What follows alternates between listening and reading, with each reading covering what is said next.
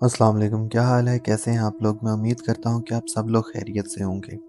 आज मैं आपको खुद से ये बात कहूँगा कि आयतल कुर्सी पढ़ लें, क्योंकि आज हम जिस मखलूक की बात करने जा रहे हैं, क्या पता ये स्टोरी सुनते हुए आपके पास आके खड़ी हो जाए।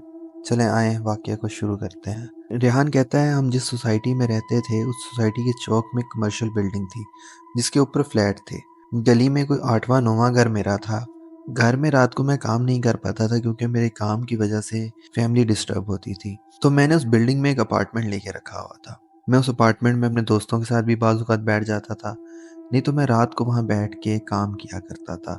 मैं बेसिकली एक फ्रीलांसर हूँ और मुझे रात की खामोशी पसंद है, तो मैं अमूमन रातों को वहाँ लेट तक बैठ के अपना काम करता रहता था।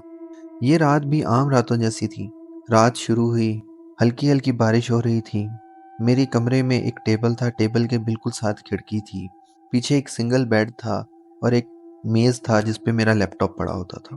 कहता है थोड़ा टाइम गुज़रा, मुझे महसूस हुआ जिस तरह कमरे में कोई और चीज़ मौजूद है और मुझे महसूस हुआ कि जैसे मुझे कोई देख रहा है। खैर मैंने उसको नज़रअंदाज किया, मुझे लगा मेरा वहम है। जब मुझे महसूस हुआ कि मुझे कोई देख रहा है तो मैंने मुड़ के पीछे देखा, तो कमरा बिल्कुल खाली था। मैंने अपनी तसल्ली के लिए उठ के खिड़की के पर्दे हटाए और बाहर गली में भी देखा।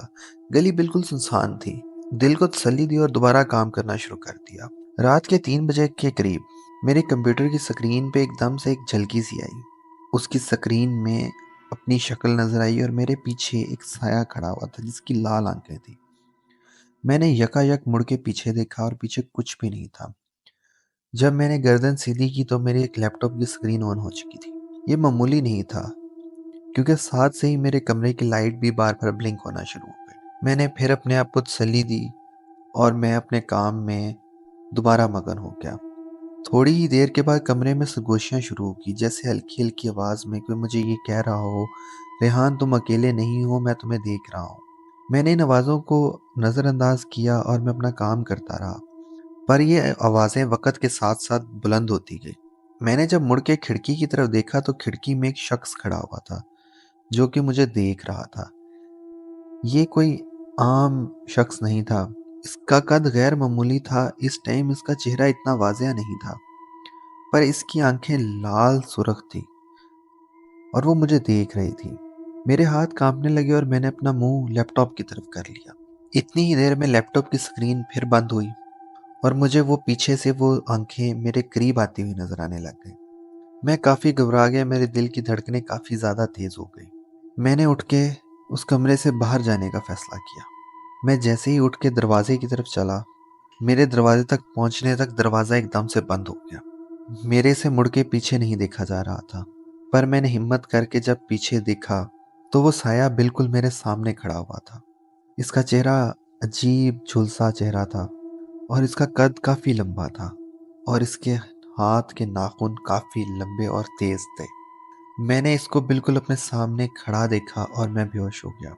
और ये एक ही बात कर रहा था, रेहान मैं तुम्हें हमेशा से यहाँ देखता हूँ जब भी तुम अकेले होते हो। रेहान तुम कभी भी यहाँ अकेले नहीं थे। रेहान मैं तुम्हें देख रहा था। अगले दिन मेरी जब आँख खुली तो मैं अपने घर में अपने बेड पे था। मेरा लैपटॉप, मेरा बैग, मेरा सारा अपार्टमेंट का सामान उसी कमरे में पड़ा हुआ था। जब मैं नीचे आया और मैंने अम्मा से बात की तो अम्मा ने कहा तुम तो कल रात को यहाँ से गए ही नहीं। मैं काफ़ी परेशान हुआ, पर उसके बाद कभी मेरी दोबारा उस अपार्टमेंट में जाने की हिम्मत नहीं हुई। आप यकीन नहीं करेंगे, मैं जब भी उस अपार्टमेंट वाले चौक से गुजरता हूँ तो मैं अपने अपार्टमेंट वाली खिड़की में आज भी रात में वो 2 लाल आँखों को मुझे देखता हुआ महसूस करता हूँ।